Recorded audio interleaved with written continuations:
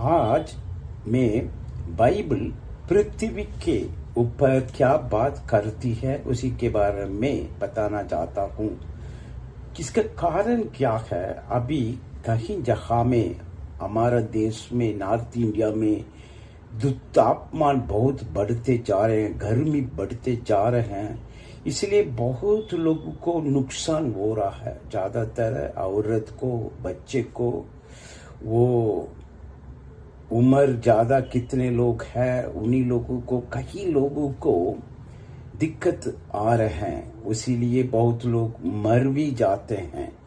इसलिए हमने उसी को देखना है कि बाइबल इसके बारे में क्या बताती है। पहले हम पढ़ेंगे ये उत्पत्ति में ये लिखा है, पहला अध्याय दूसरा वचन ये कहती है कि पृथ्वी बेडौल और सुनसान बड़ी थी। पृथ्वी बेडौल और सुनसान, इसका मतलब ही क्या है? इसी वचन के अनुसार पहले पृथ्वी ठीक नहीं था, लोग वहां रह नहीं पाता था, नहीं तो दूसरा कोई जानवर और पक्षी और कुछ भी नहीं था।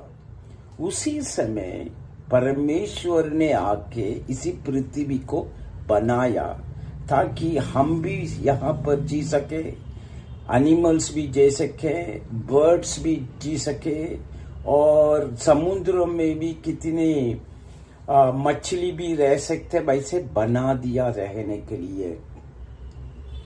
वो बनाने के बाद अध्याय 1:28 वचन क्या कहती है कि और परमेश्वर ने उनको आशीष दी। उनको मतलब आदम, इनका पत्नी का भी उन्होंने क्या है कि वो परमेश्वर ने उनको आशीष दी और उनसे कहा, फूलो फलो और पृथ्वी में बढ़ जाओ और उसके अपने वश में कर लो।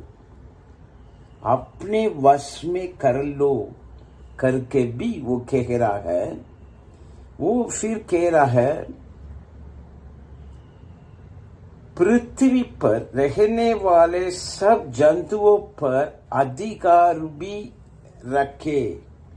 इसी पृथ्वी पर कितना चीज को परमेश्वर ने बनाया, उसी को अच्छी तरह देखभाल करने के लिए अधिकार हमारे हाथ में ही दिया है परमेश्वर ने। याद रखो, अभी इसी पृथ्वी को संभालने वाला हम मतलब ज्यादातर मसीह लोग हैं, लेकिन ज्यादातर मसीह लोग स्वर्ग के बारे में ही बात करते हैं, लेकिन पृथ्वी के बारे में बात नहीं करते हैं।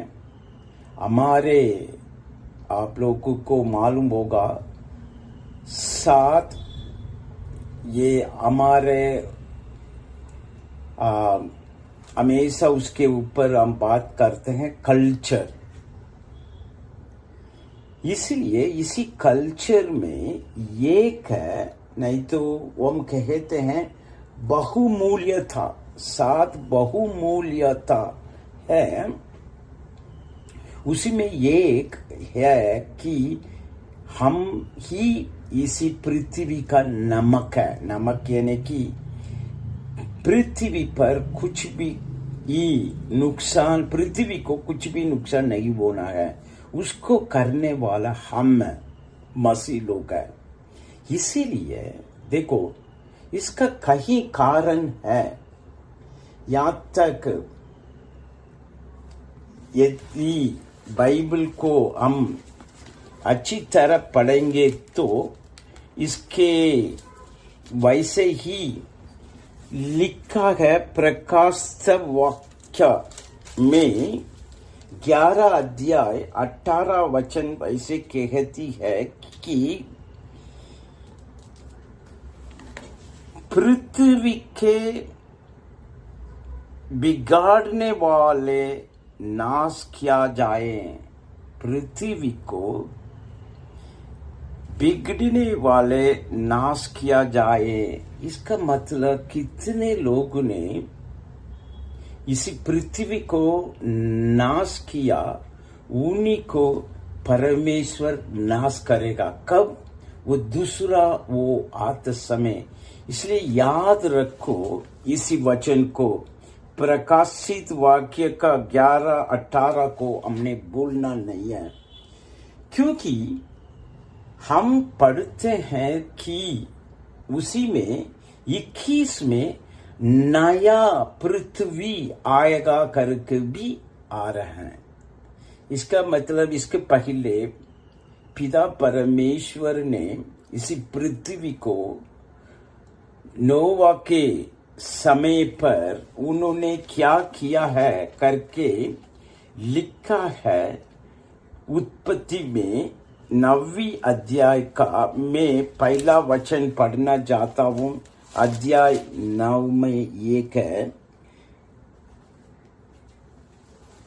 फिर परमेश्वर ने नूह और उसके पुत्रों को आशीष दी और उनसे कहा, फूलो फलो और बढ़ो और पृथ्वी में भर जाओ।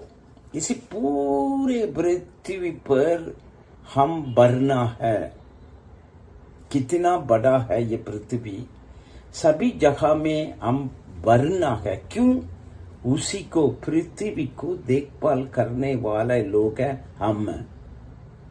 वैसे ही नूह को इस परमेश्वर ने कैसे ये पहाड़ से बचा के रखा है, वैसे ही हमारा परमेश्वर ने हमको भी इसी दुनिया से अलग करके रख के इसी पृथ्वी को देखभाल करने के लिए हमारे हाथ में जिम्मेवार दिया है। इसी को हम मन में रखना है, रख के इसी पृथ्वी को हम संभालना होगा, ताकि आने वाले पीढ़ी भी इसी पृथ्वी पर रह सके। उसके लिए कुछ करना है। क्या करना है? पेड़ लगाना है। याद रखो, पेड़ हम इतना ज्यादा लगाएंगे उतना ही फायदा हमारा है। इसलिए मसीह लोग, हमारे कलीसिया के लोग पेड़ भी अपने अपने गांव में रख लीजिए। दूसरा है, समुद्र के कारण से ही हमारा धूपमान पड़ता है। ये कैसे हो रहा है कि हमने एनर्जी के लिए हमने पेट्रोल डीजल वगैरह यूज करते हैं, पंजाब वगैरह जगह पर वो जलाते हैं। इसी को रोकना होगा, तभी तो तापमान इतना ज्यादा नहीं होगा। यदि हमारे कलीसिया में अपने सभी लोगों को बता दीजिए इसके बारे में। ये और भी है, हम नॉन वेज खाना का कम करना है, ताकि वेजिटेरियन खाना है। उसी के अलावा प्लास्टिक हम यूज नहीं करना है। वैसे कई चीज है, इसी पृथ्वी को हम देखभाल करने के लिए अभी विज्ञानी लोग बहुत अच्छी तरह उसके बारे में बताता है। आने वाले समय पर मैं आप लोगों को बता दूंगा। हमारे कलीसिया में भी हम निर्णय करना है, यदि पृथ्वी को हम भी देखभाल करना है। प्रार्थना करेंगे। पिता परमेश्वर, कलीसिया लोगों को लिए आप उत्साहित कर लीजिए, ताकि इसी पृथ्वी को संभाले। आमीन, आमीन।